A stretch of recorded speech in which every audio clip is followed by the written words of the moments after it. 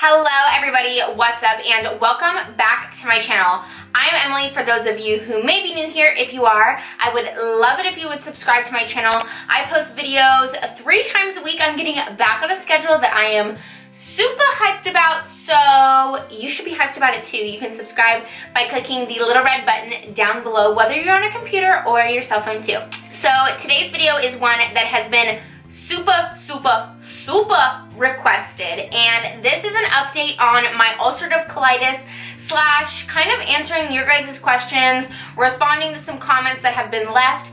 If you didn't know, I posted a video 2 months ago talking about being diagnosed with ulcerative colitis, the journey and the struggle that I've had to go through having an invisible illness. I got really emotional in that video and I wasn't expecting to, so yes.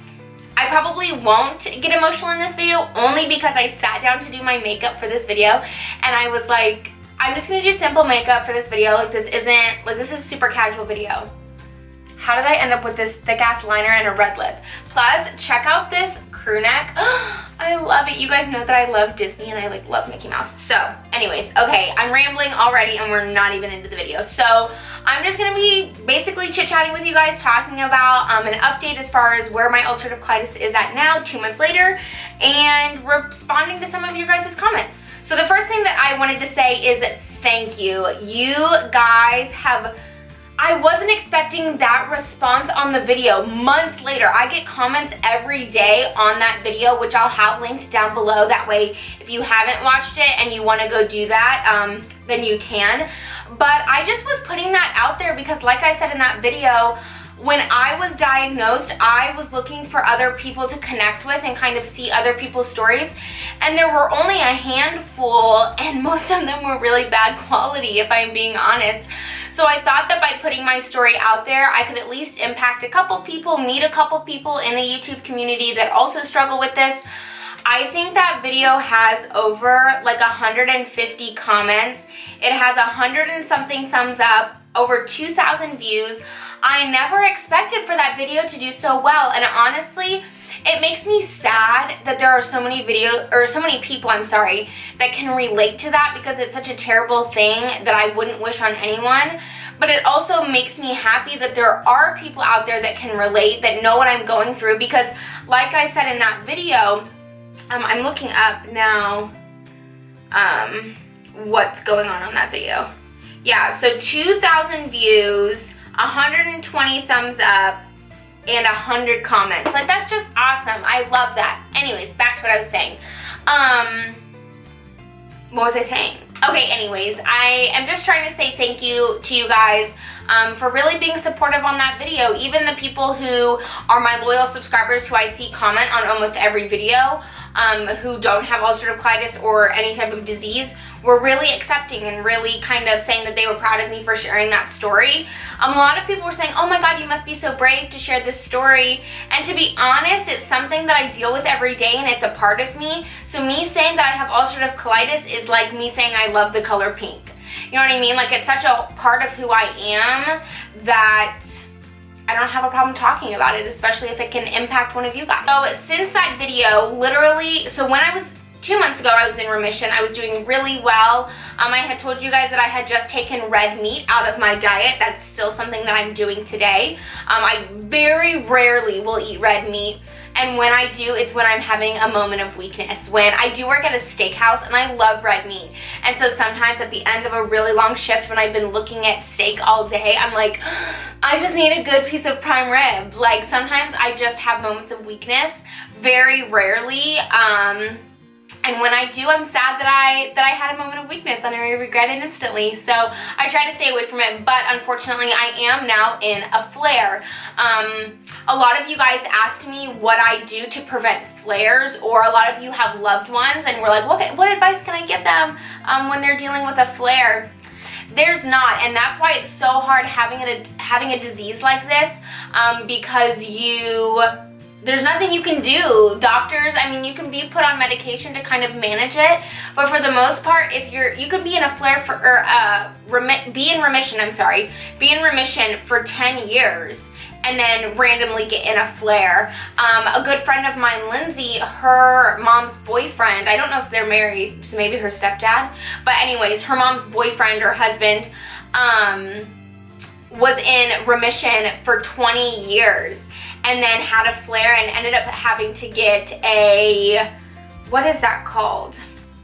Like, I don't know what it's called. Ileectomy, colonectomy.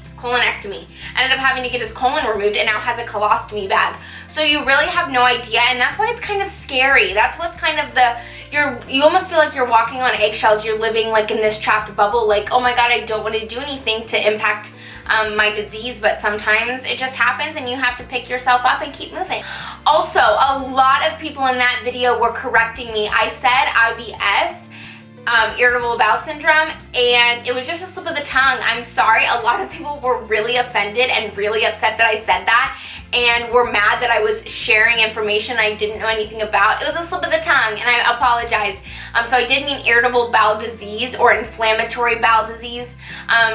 You know, we sit here and film these videos and I'm just talking to my friend, and sometimes when you're talking to your friend, you have a slip of the tongue, your words get babbled. So if you don't know what either of those are, you can look them up for yourself, get your correct information, since obviously I can't give it to you. Also, a lot of people in that video were asking me, oh, what medications are you on? I've been on Humira and prednisone and blah, blah.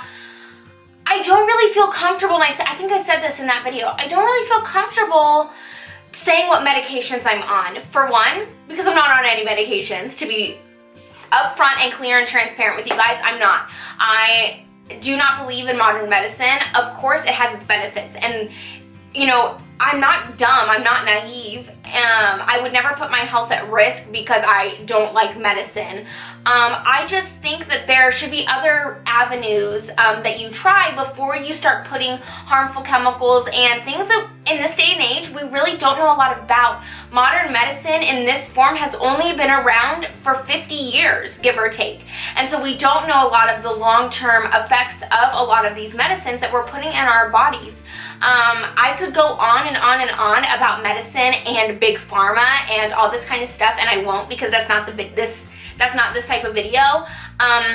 Which it actually goes into one of my other points. A girl commented and said, you know, you need to advocate for yourself. You need to stick up for yourself. A girl, I believe her name was Maddie, reached out to me. I guess it was a couple weeks ago now, saying that she was on 16 pills. She's 13 years old. And she takes 16 pills a day. And I'm thinking to myself, of course, I'm not a doctor. I don't have a doctorate degree. I didn't go to medical school. I'm not an expert, and I will be the first one to admit that. But you have to look at your lifestyle and say, is this worth it? Is this... And she's in a flare. She's taking 16 pills a day and she's in a flare? Like, that's what's bizarre to me. I straight up told my doctor, I don't want to be on medication.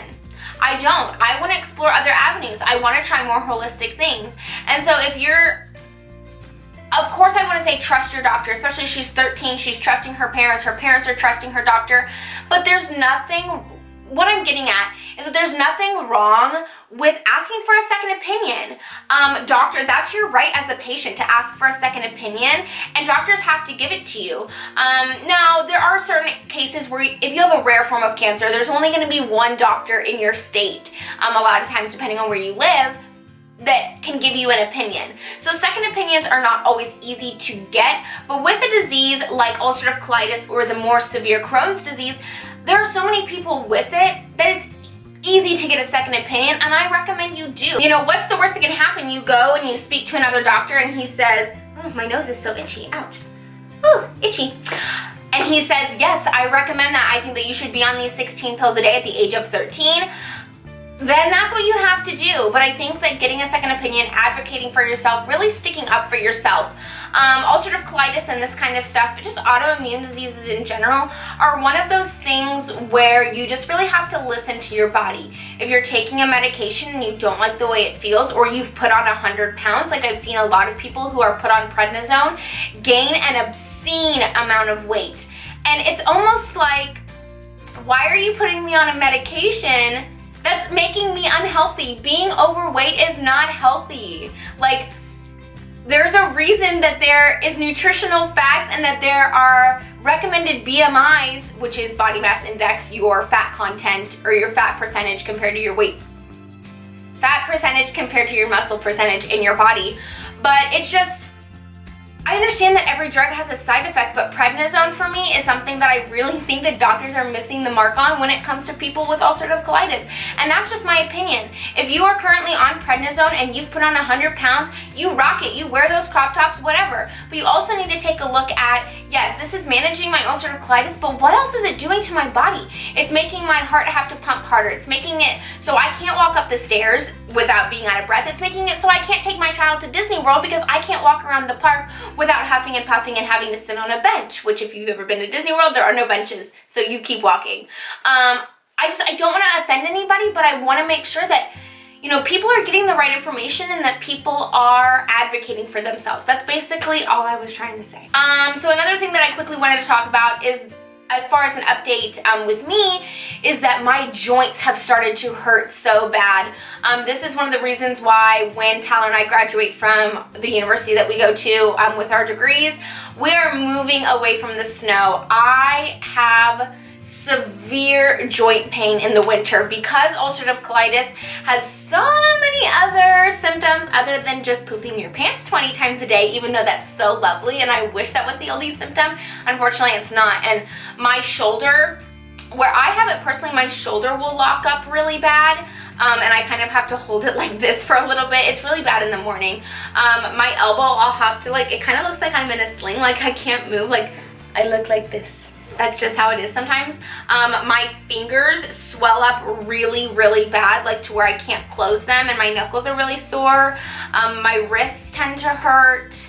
My collarbones, does that happen to any of you guys? My collarbones hurt really bad, which, okay, that's another thing I wanted to talk about.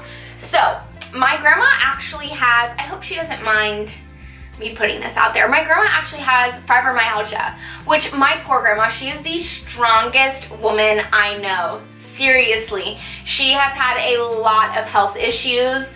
None her fault. She's battled cancer several times and now is again. She has fibromyalgia. Whenever I'm feeling bad about myself, I just think, if my grandma can get through this, I can get through this. But anyways, and I was kind of thinking that maybe I was misdiagnosed. I haven't seen my doctor about it because I have a lot of body aches, a lot of like nerve and muscle pain, a lot of joint pain, a lot of weird feelings. Like underneath my collarbone, it's not a pain in the joint. It's like, I don't know how to describe it. And one of the symptoms of fibromyalgia is that you can either have ulcerative colitis or you can have like irritable bowel symptoms. And so I kind of want to talk to my doctor about that. Let me know if any of you either have fibromyalgia or kind of have similar symptoms as far as having UC or Crohn's and dealing with joint pain, which I know is super common, especially when you're in a flare. But I've also dealt with a lot of fatigue lately, which is why videos on my channel have been kind of scarce. Going back to school is kicking my ass. Oh my God, it's terrible. I had to leave school early today because my stomach was in so much pain because I'm in a flare right now. And I find it hard to get things done. I don't want to go out. I don't want to do anything. It's hard for me to get up and clean the house, and it's just a lot, and especially when you're not feeling good, you're just like, ugh. So I know that a lot of you guys on my last video said that you suffered with a lot of fatigue, and that's the hardest part, is like, after going to the bathroom 20 times a day, you're just tired, like you don't want to get up anymore. And so I guess it's just part of it. I don't really know what to say. Alright, so that's actually all I'm going to share today. I had like a list of things that I wrote down that I wanted to talk about, and I talked about all of them. So I think that we're golden on that front. So thank you all so much for watching. If you haven't already, I would love it if you would subscribe. Once again, you can do that by clicking the little red button down below. Oh, I've been sitting in front of these hot lights a little bit too long. So thank you guys so much for watching. I appreciate your sweet comments as usual. I really have never gotten a mean comment. Actually, I have gotten a couple mean comments, but there's so many nice ones out there that I forget. So thank you guys so much. I love you, and I will see you in my next video. Bye! Oh, I also did want to say, that if you wanted to talk about some of this stuff but didn't feel comfortable leaving a comment down below, my email is open to you guys. I also have a lot, I get a lot of messages on Instagram, and you guys can do that there too. So yeah, if you guys ever want to talk about anything, ulcerative colitis related or not, then yeah, you guys can do that there. Okay, bye!